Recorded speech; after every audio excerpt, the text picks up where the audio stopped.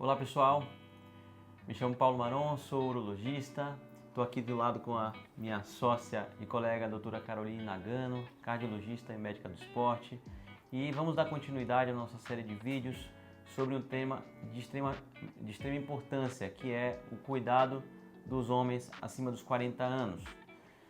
A gente vinha conversando aqui que eu tenho notado que cada vez mais homens jovens chegam no consultório do urologista já com problemas urológicos gerais, problemas de próstata, problemas sexuais, baixa libido, entre outros.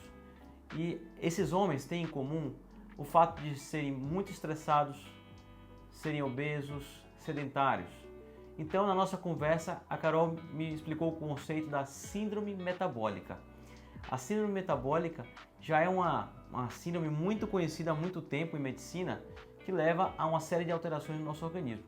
E por isso eu queria que ela explicasse hoje para vocês, com detalhes, o que é essa síndrome e a sua importância em medicina.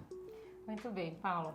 Na minha área, antes de falar um pouquinho sobre síndrome metabólica, eu queria deixar uma ressalva aqui para vocês, que é comum na minha área eu encontrar cada vez mais o cenário de homens jovens, né, com doenças que antigamente a gente encontrava mais nas pessoas mais velhas. Então, infartos em pessoas cada vez mais novas, pressão alta, cada vez mais novo e aquela síndrome de sobrecarga de trabalho, né? Então, a partir dos 40 anos, a gente sabe que o homem, né, ele está mais evoluído, com mais responsabilidades no trabalho, acaba tendo pouco tempo, né, para cuidar de si, né, para ter um autocuidado, para lá se ter tempo para fazer exercício físico, ou se alimentar bem, ou dormir um sono adequado, né, e muitas vezes nem sobra muito tempo para a família. E aí, né, é um cenário, né, ideal para começar a surgirem algumas doenças. Todas essas relacionadas a essa síndrome metabólica que o Paulo comentou aqui, que tem, né, como protagonista aí, eu diria, o acúmulo da gordura abdominal, né, da circunferência abdominal um pouco mais avantajada, né? Então, muitos pacientes acham que daí, por não terem uma obesidade em si, isso não seria importante, mas a gordura abdominal ela tem uma relevância maior pela qualidade dela em si. É uma gordura que a gente relaciona com mais inflamação de uma forma geral. Bom, mas o que seria então a síndrome metabólica? Pessoal, a síndrome metabólica ela é uma série de fatores, de alterações que acontecem no seu organismo do ponto de vista metabólico por conta de um excesso de gordura abdominal. Essa gordura abdominal a gente pode quantificar de uma forma relativamente simples, né, com uma fita métrica na região do umbigo, né, você consegue quantificar isso pedindo a ajuda de alguém para fazer. Então você faz essa medida e homens, então com uma circunferência abdominal acima de 101 centímetros e mulheres acima de 88, eu já abro o olhinho com alerta aqui quando a gente faz essa medição, inclusive em consultório, que é uma forma fácil de avaliar de que essa pessoa tem um risco maior de ter diversas doenças hoje. E aí a síndrome metabólica, ela leva como conceito, né, você ter essa condição, né, então essa avaliação de circunferência de medida abdominal elevada, interferindo em outros aspectos metabólicos seus que poderiam ser a alteração, né, no exame de sangue de açúcar, da sua pressão arterial, dos triglicerídeos e no colesterol. Então, quando você tem essa alteração da circunferência abdominal, né, e esses fatores e mais dois fatores relacionados, aí a gente tem isso e aí a gente sabe que aumenta o seu risco de ter as principais doenças de hoje em dia. Hipertensão, diabetes, infarto, hoje a gente vê até relacionado ao aumento de risco de câncer de uma forma geral. E por que isso acontece, gente? Porque essa é uma gordura que cresce rápido, né, nessa região e a vasculatura, então os vasos, eles não acompanham o crescimento dessa gordura, deixando essa gordura como se fosse isquemiada, que a gente fala, sem oxigênio. E aí ela passa a ser uma gordura que inflama mais e libera substâncias que são tóxicas para o seu organismo. Diversas substâncias.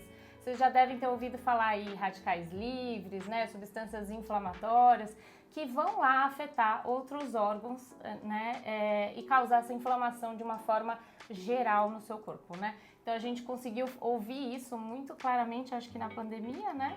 Então a gente viu como como a doença em si, né, o Covid, ele tinha um quadro mais grave nos pacientes que estavam acima do peso por conta de ser um organismo mais inflamado em si. E aí, muito disso hoje está relacionado a esse cenário de estilo de vida, né? Então, assim, de você hoje viver gastando poucas calorias, né? Num estilo de vida mais sedentário e com uma alimentação não tão saudável, né? E ricas em calorias, que facilita daí, né, se a gente juntar, né, a parte genética, né, com o seu estilo de vida, juntar e ter esse acúmulo e esse excesso de gordura no organismo. Tudo isso podendo levar aí, então, à famosa obesidade, que eu acho que é a nossa epidemia, o sobrepeso ou obesidade, né, que é a nossa nova epidemia, né?